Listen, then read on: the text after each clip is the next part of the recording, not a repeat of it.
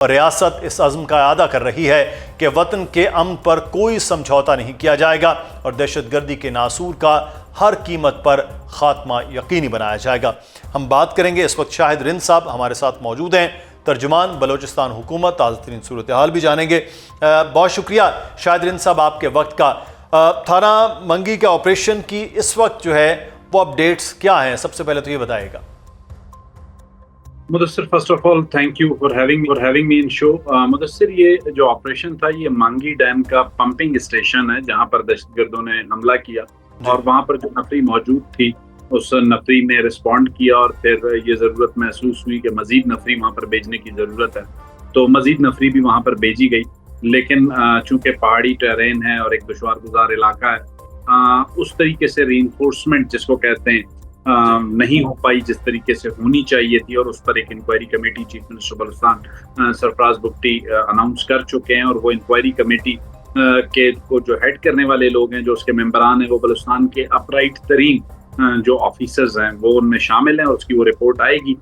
تو اسے میڈیا سے ہم ضرور شیئر کریں گے۔ اوور آل جو آپ کو مدثر اگر تھوڑا سا سمجھانے کی کوشش کروں، 5 یا 6 جولائی سے جو انٹیلیجنس بیسڈ آپریشن بلوچستان میں مختلف علاقوں پہ ہو رہے ہیں، ان میں جو دہشت گرد جانم واصل ہو چکے ہیں، ان کی اسٹرینتھ آپ نے خود بتا دی، لیکن 2 واقعات بہت اسپیسیفک ہیں جو بہت ہی قریبی ایریاز میں ہوئے، اور دونوں ہی کوئٹہ کی سراؤنڈنگ میں کہہ سکتا ہوں۔ کوئٹہ کا جو عقبی حصہ ہے اس میں ہنا اڑک ویلی ہے، اور پھر ہنا اڑک ویلی کے ساتھ ہی ایک راستہ لنک کرتا ہے زیارت ویلی کی طرف، تو یہ وہ ایریا ہے ہنا اڑک اور زیارت کے درمیان والا شابان اور اس کا نیئرسٹ ایریا جہاں پر دہشت گردوں کی پریزنس تھی، اور دہشت گردوں کی پریزنس کی اطلاع پہلی مرتبہ ہنا اڑک ویلی کے لوگوں نے دی ہمیں، جس کے بعد یہ ڈیسائیڈ ہوا ان کے ساتھ، گورنمنٹ کی ایک کمیٹی نے ملاقات کی اور یہ ڈیسائیڈ ہوا کہ وہاں پہ چیک پوسٹ بنائی جائے گی، اور اس چیک پوسٹ کو بنانے کے لیے چونکہ علاقے کے جو معتبرین ہیں انہی سے ایک اتفاق رائے پیدا کرنا تھا، تو تھوڑا سا وینیو پہ ڈسپیوٹ تھا کہ کس جگہ پہ وہ بننی ہے، اس کے ڈیسیجن میں 1 آدھا دن لگ گیا، تو جس کے نتیجے میں دہشت گردوں کو ایک موقع ملا اور انہوں نے ہنا اڑک ویلی پہ اٹیک کیا، جس کے نتیجے میں پہلے شہریوں نے رسپونڈ کیا اور پھر اس کے بعد وہاں پولیس پہنچی، پولیس نے ان کو وہاں سے پیچھے ہٹنے پر مجبور کیا، لیکن جب ہمیں یہ اندازہ ہوا کہ زیارت مانگی ڈیم اور یہ جو ہنا اڑک ویلی والا ایریا ہے یہاں پر آنے والے جو اٹیکس ہیں، ان اٹیکس کی بنیادی وجہ شابان اور اس کے سراؤنڈنگ میں فتنۃ الہندوستان اور فتنۃ الخوارج جو کہ تحریک طالبان پاکستان اور BLA ہیں، ان کی پریزنس وہاں پر موجود ہے، تو اس پریزنس کو مد نظر رکھتے ہوئے جو ہے آپریشن شابان لانچ کیا گیا، جس میں Pakistan army, frontier force Balochistan اور بلوچستان پولیس یہ پہلی مرتبہ ہے، مطلب جسے کہتے ہیں ہائی اسکیل آپریشن میں بلوچستان پولیس بھی شاید صاحب یہ آپریشن شابان کی مزید جو کارروائیاں میں چاہوں گا اس پہ بات کریں، ساتھ ہی کہ انفولڈ کیا آپریشن کے بعد فتنۃ الہندوستان تو ہم ذکر کر رہے ہیں، کیا چیزیں ہیں جو اس میں تفصیلات جو سامنے آ رہی ہیں؟ دیکھیں مدثر، آپ کو ایک بات کا اندازہ ہوگا کہ آج سے چند ماہ قبل افغانستان میں جو موجود دہشت گرد اور ان کی پراکسیز ہیں، ان کے خلاف جب پکتیکا اور ننگرہار اور ان علاقوں میں ہم نے ایئر اسٹرائکس کی، ان ایئر اسٹرائکس کے نتیجے میں ایک انڈرسٹینڈنگ ہمیں یہ ہے کہ وہاں جو موجود دہشت گرد تھے انہوں نے ساؤتھ کی طرف افغانستان میں موو کیا ہے، اور لازمی سی بات ہے جب وہ ساؤتھ کی طرف افغانستان میں موو کرتے ہیں تو وہ قندھار، ہلمند اور اس ایریا میں آتے ہیں، تو اس ایریا سے انہوں نے انفلکس کیا ہے بلوچستان کی طرف، اور لازمی سی بات ہے کہ ان سب کی جو آپ کہہ لیں کہ گائیڈ لائن دینے والی یا ان سب کی چیف منسٹر بلوچستان ایک جملہ استعمال کرتے ہیں کہ ان سب دہشت گردوں کی جو نانی ہے وہ انڈین را ہے۔ انڈین را کو اس بات کا اندازہ ہے کہ ایران میں جو ان کا فٹ پرنٹ تھا ماضی میں، وہ حالیہ جو ایران امریکہ یا ایران اسرائیل جنگ تھی اس میں جس طریقے سے اسرائیل کی مدد کرنے میں ہندوستان ایکسپوز ہوا ہے، تو ہندوستان کو یہ اندازہ تھا کہ اب وہ ایران کی سرزمین کو پاکستان کے خلاف استعمال نہیں کر سکتے، تو انہوں نے اب جو اپنا ایپی سینٹر بنایا ہے وہ کابل اور قندھار کو بنایا ہے، اور وہاں پر جو موجود TTP اور BLA کی لیڈرشپ ہے اس کو وہ یوٹیلائز کر رہے ہیں کہ بلوچستان میں لا اینڈ آرڈر کی سچویشن ڈسٹرب رہے،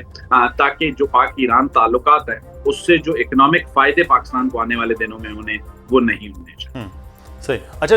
ایک چیز جو ہم نے دیکھی کہ منگی ڈیم کے علاقے میں شہداء کے لواحقین نے دھرنا دیا، پھر وزیر اعلیٰ بلوچستان پہنچے، کامیاب ان کے مذاکرات ہوئے، انہوں نے ان کو منایا، پھر وہ تدفین کا بھی سلسلہ وہ آغاز ہو گیا۔ لیکن اس المناک حادثے کو لے کر سوشل میڈیا پہ جو بات ہو رہی کہ اب کی بار یہ جو فتنۃ الہندوستان ہے، فتنۃ الخوارج ہے، ان کا جو نشانہ ہے وہ ایک الگ کمیونٹی، خاص کمیونٹی ہو گئی ہے۔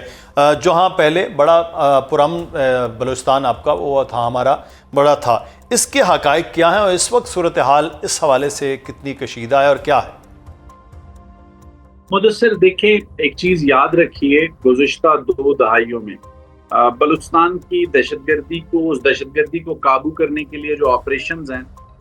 ان کے لیے ملک کے اندر ایک پولیٹیکل لیڈرشپ جب کنفیوژن کا شکار ہوتی ہے تو اس کنفیوژن کا فائدہ دہشت گرد اٹھاتے ہیں۔ بالکل۔ اب ایک چھوٹی سی مثال آپ کو میں پہلے بھی ایک آدھ آپ کے پروگرام میں دے چکا ہوں، کچھ اور ٹی وی چینلز پہ دے چکا ہوں کہ بلوچستان کی کچھ کامپرس لیڈرشپ نے ہمیشہ وفاق کی لیول کی جو پولیٹیکل اور ملٹری لیڈرشپ ہے انہیں 2 چیزوں پہ کنفیوز رکھا ہے۔ ایک کہ جی یہ مسئلہ حقوق کا ہے، اس کو ڈائیلاگ کے ساتھ حل کرنا چاہیے، تو 30 سال سے تو آپ ڈائیلاگ ہی کر رہے ہیں، 30 سال سے آپ نے کون سا ایکسٹینسو ملٹری آپریشن بلوچستان میں کر دیا ہے جس کے نتیجے میں جو ہے امن نہیں آ سکا۔ دوسرا کنفیوژن نیشنل ایکشن پلان میں یہ لکھوایا گیا کہ مذہب کے نام پہ تو دہشت گردی کرنے والا دہشت گرد ہے، لیکن قومیت کے نام پہ دہشت گردی کرنے والا جو ہے وہ ناراض بلوچ ہے۔ تیسری ایک کنفیوژن اور ہمیں ہے، کچھ ایسی پولیٹیکل فورسز ہیں پاکستان میں اور بالخصوص بلوچستان میں جو کہ لیجٹمیٹ وائسز ہیں بہت سی دہشت گرد تنظیموں کی۔ ایسی پولیٹیکل لیجٹمیٹ وائسز پہلے تو جو ہے وہ ریاست کے خلاف پروپیگنڈا کرتی ہیں، پھر اگر کسی دہشت گردی کے واقعے میں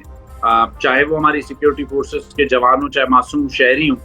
ان کو جب وہ دہشت گرد مارتے ہیں تو پھر یہی پولیٹیکل پارٹیز، وہی لیجٹمیٹ وائسز دھرنوں کے نام پر آ کر ریاست پر، حکومت پر، ریاستی اداروں پر الزام تراشی شروع کرتے ہیں۔ ابھی آپ کو ایک چھوٹی سی مثال،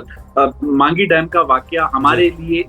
ایک شہری کی، جو بلوچستان کا شہری ہے مدثر، اس کی جان قیمتی ہے۔ بالکل۔ ایک چند سیاسی جماعتیں جو اس وقت بھی کوئٹہ میں پروٹیسٹ پہ بیٹھی ہوئی ہیں، ان کا پوائنٹ آف ویو یہ ہے کہ جی ان پولیس والوں کو وہاں لڑنے کے لیے کیوں بھیجا گیا تھا۔ مدثر ایک بات بہت کلیئرٹی کے ساتھ، ایک بندہ اپوائنٹ ہی پولیس میں ہوا ہے تو اس نے یا تو چور سے لڑنا ہے یا دہشت گرد سے لڑنا ہے۔ مدثر اقبال اگر ٹی وی کے اینکر ہیں تو انہوں نے پروگرام ہی کرنا ہے، یہ نہیں ہو سکتا کہ انہوں نے جا کے بطور کیمرہ مین ریکارڈنگ کرنی۔ تو ایسی پولیٹیکل فورسز اور جو ایسی لیجٹمیٹ وائسز جو ہے دہشت گردوں کی، وہ جب انہیں سافٹ کارنر پرووائڈ کرتی ہیں تو پھر ایسی سچویشن کو ڈیل آؤٹ کرنے میں تھوڑا سا مشکلات ریاست کو اور حکومت کو ہو۔ ٹھیک،